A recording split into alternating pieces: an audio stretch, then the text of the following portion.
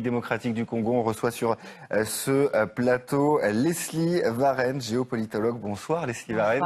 Bonjour. Bonjour. Merci de répondre à nos questions sur RT France. Alors on l'a dit, les bureaux de vote ont ouvert déjà depuis plusieurs heures. Beaucoup de retard, notamment dû à cette machine à voter, des listes électorales manquantes. Est-ce qu'on pouvait s'attendre à un tel chaos?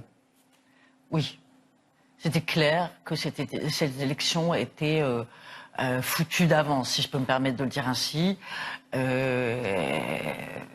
On savait déjà depuis 3 jours qu'il y avait 60% du matériel seulement qui était arrivé, et encore, on savait pas, les machines à voter n'avaient pas été testées. Là, mais quand même, l'ampleur de ce qui se passe aujourd'hui dépasse l'entendement, et je pense qu'on se moque des Congolais là. Vraiment, on est en train de se moquer des Congolais. Parce que j'ai essayé depuis ce matin, 6 heures, je suis sur mes écrans, sur mon portable, etc., pour regarder un peu ce qui se passe. J'essaye de faire la recension de tout ce qui se passe dans le pays. C'est impossible à faire tellement il y a d'incidents, voire d'accidents. Soit pas de machines à voter, soit des machines à voter qui sont à 20% de batterie dès 8 heures du matin, soit des électeurs qui sont pas sur des listes, soit des gens à qui on propose de voter seulement Chadari, des gens qui retrouvent leur nom dans des poubelles, comme ça s'est passé au Nord Kivu. Enfin, tout ça est proprement inacceptable.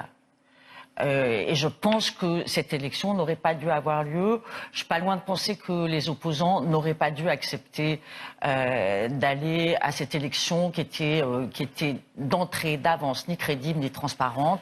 Et là, je ne sais pas où on va, mais je ne sais pas même comment va se passer la fin de la journée. On imagine que toutes ces défaillances vont peut-être pouvoir créer de la colère chez les Congolais. Comment vous imaginez le reste de la journée?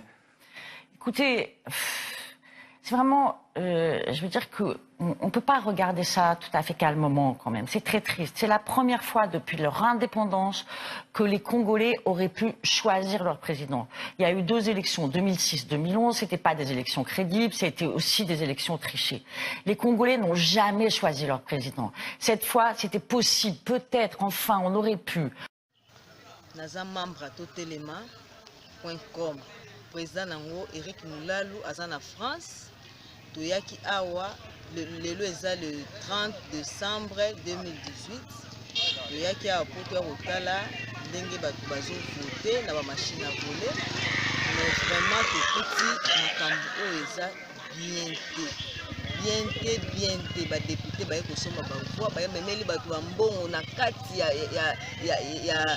esika bazo voter bana babambo mabanga, donc ezalaki mabe moyen kutuke, donc tant ezalaki te. Maire ye moko ayaki aye kosomba ba voix lisusu ba wololi na kanda wana botoli bato ba téléphone, plus de 20 téléphones ya bato ekei. Ezalaki vraiment mabe awa toza na province ya Kwilu.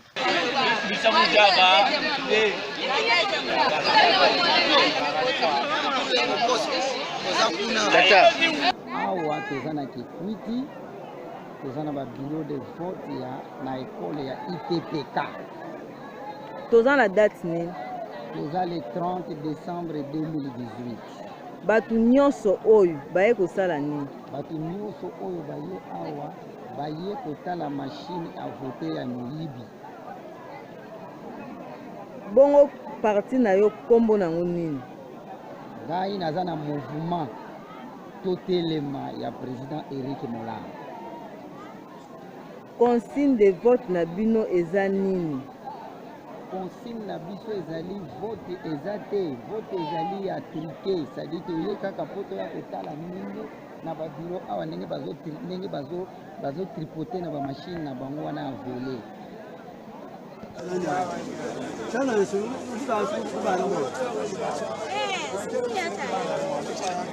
On est le 30 décembre, dimanche 2018.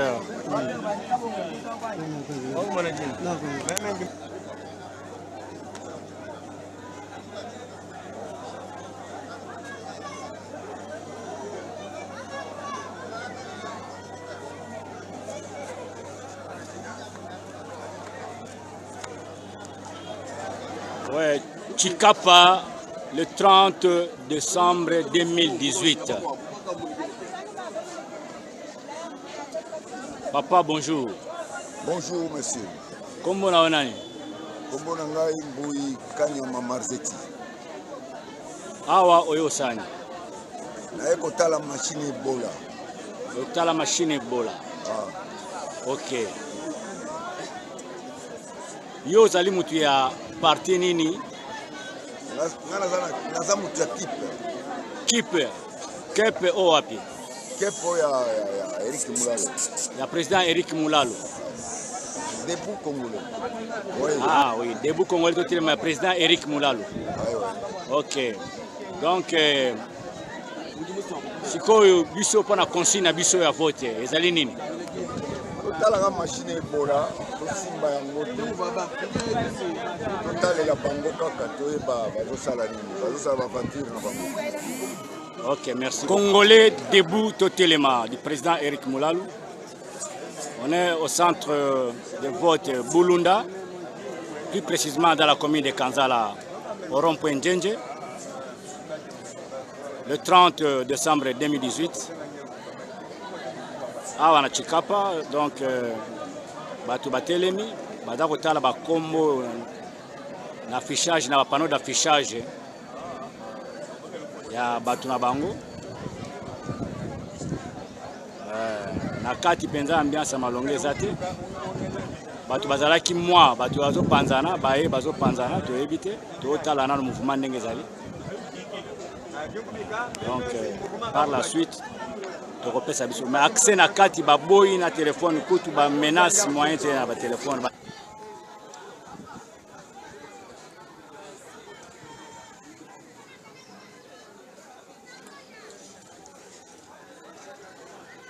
Mon cher, namoni obimi, namoni voté le 30 décembre 2018 élection. Ezaki ndeni le belanga pe. Biso tota batato telema.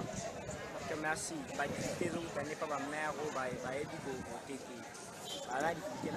Mais pour la bureau, ezoleka nango bien, bazoyamba bino bien.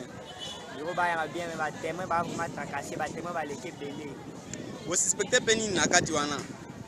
Suspecté kaka secrétaire moko aki na électeur na liboso machine pour na l'accès.